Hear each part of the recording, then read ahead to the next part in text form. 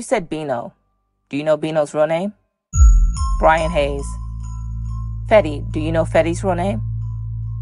Jared Fetty's son. You mentioned the name Mooney. Whose nickname is that? That's Walter Porter. Does he have another nickname too? Urkel. Irk. Is that from the TV sitcom Urkel? Yes. Why would he have that nickname? Because of his nerdy image. He wore glasses and he dressed pretty nice when he out there in the world. The neighborhood that you guys grew up in, what was it like? It was a wild neighborhood. A lot of drug dealing and killing and stuff like that. Was it just all bad though? No, it wasn't all bad. It wasn't all bad, you know. People looked out for each other and stuff like that also. They had working people, regular people. It's a mixed neighborhood also.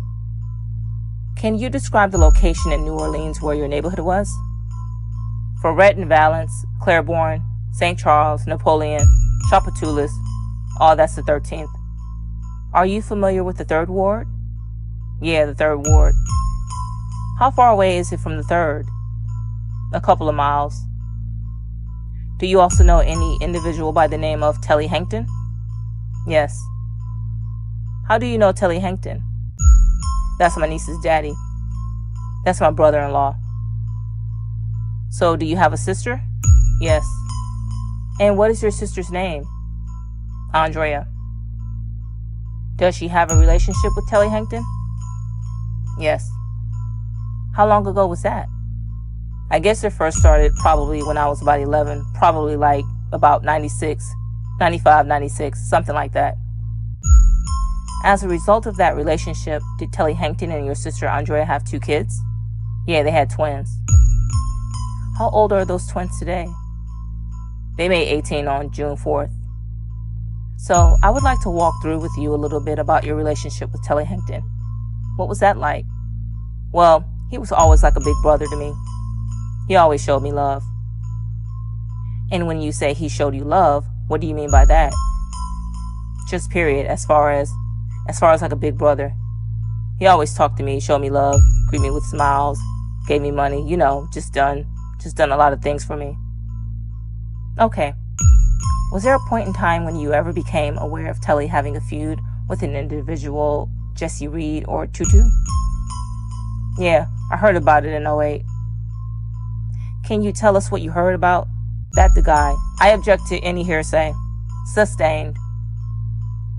Was there a point in time when you and anybody else ever went to go look for an individual named Tutu? Yes. Why did you do that? Because this other guy I know from jail named Eric G, he was telling me about. Objection again to hearsay. Your Honor, he is a participant in the conspiracy, and these statements will be in furtherance of the conspiracy. Eric G is a participant. The objection is overruled. I'll let it in. Thank you, Your Honor. Go ahead, please, Aaron.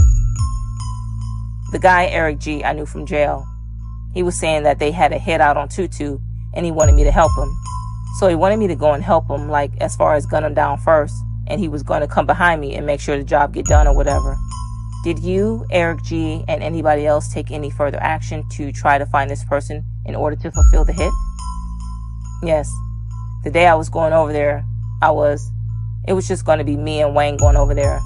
But I was riding down Valence and I seen Walter Porter, and he was walking up the street. And I was asking him where he was going. He hopped in a truck, and he also had a gun on him too. He had an AK-47 on him under the jacket. It was a small one. So we went over there.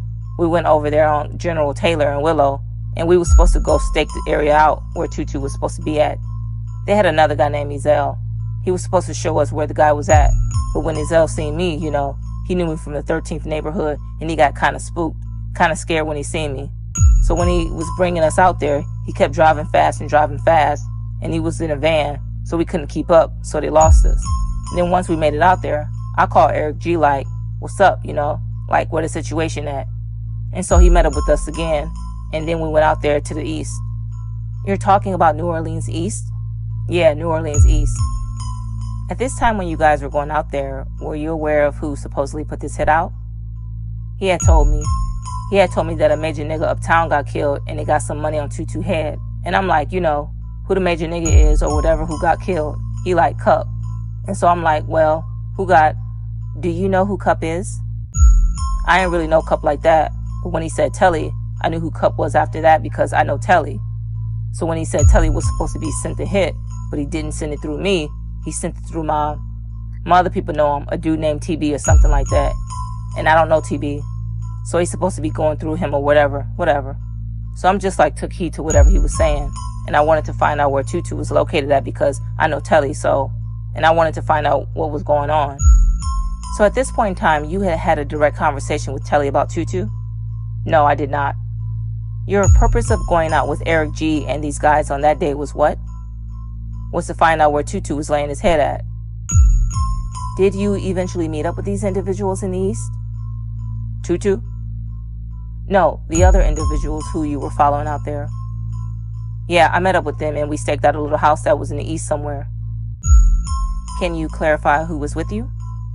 It was me, Mooney, and Dwayne Alvarez. And it was Eric G, Keedy, they called him Keedy, his name Kiwan, and Chaotic. Okay. And once you got to the East, where did they take you? To some abandoned type house. It was like a real little crazy situation because it was dark around there and stuff like that. And they didn't know Mooney was with me. They thought it was just going to be me and Wayne. So when I got out my truck and I met up with them or whatever, and they getting out that truck, when they see Mooney hop out the back with his little chopper, they had that look on their face like, what the fuck he doing here? You know what I'm saying? So I'm like, that's my big homie or whatever. Are y'all ready? So they like scared looking like, all right, come on, like, let's go. So you said a little chopper. What is a little chopper? A little AK-47. So where did you all go? We went into an abandoned house across the street from another house, which was supposed to be where Tutu was supposed to be laying his head at. What did you do once you guys were there? We waited, but I felt uncomfortable because I didn't know if this was Tutu's real house or whatever. And then they said he was looking for a Lexus and a Yukon, but I never knew Tutu to have no money. So I'm like, a Lexus and a Yukon? It was like kind of confusing to me. So I'm like, man, these dudes might be trying to kill me or something. But having Mooney there, it kind of like took them from the blind side. Do you think maybe they were trying to set you up? I feel like they might have been trying to kill me. What was the end result of this whole adventure? Well, they felt uneasy too, so we both felt uneasy. But we was together, so one of them had to act like he got on the phone, and then he said, oh man, I gotta go back uptown. We're just gonna do this later. So we all just went back uptown or whatever. Was there a point in time where you and Mooney ever went back to that location? Yeah, me and Mooney went back out there to try to see if they was trying to cutthroat us or not. Or trying to cutthroat me or not. And how were you able? Why going out there would you be able to determine that? We was trying to see if we could have seen Tutu or something like that. But we was checking mailboxes and stuff like that because I had his name. I had the name, so I had his last name to see if we had any kind of mail in the house that they was pointing at to his last name, to match his last name. And you say you had his name. Whose name did you have? Tutu? Yeah, Jesse Reed. You and Walter Porter went back to that location to check mailboxes? Right. That was for the purpose of seeing if Tutu actually lived in that area? If he actually lived there. Were you able to actually verify that? No, I don't think that he lived there. So, is this the first circumstance in which you really heard about a hit being out on Tutu? Yeah. What did you do after that? I thought the dudes had been playing games, so we ended up trying to. I was trying to kill them. You were trying to kill them? Yes, ma'am. The dudes who I thought tried to kill me. Did you ever actually kill them? No, I ended up going to jail. Did you ever bring this information or try to follow through on the information about there being an actual hit on Tutu? Yeah, I did. I reached out to Telly. I went on Josephine.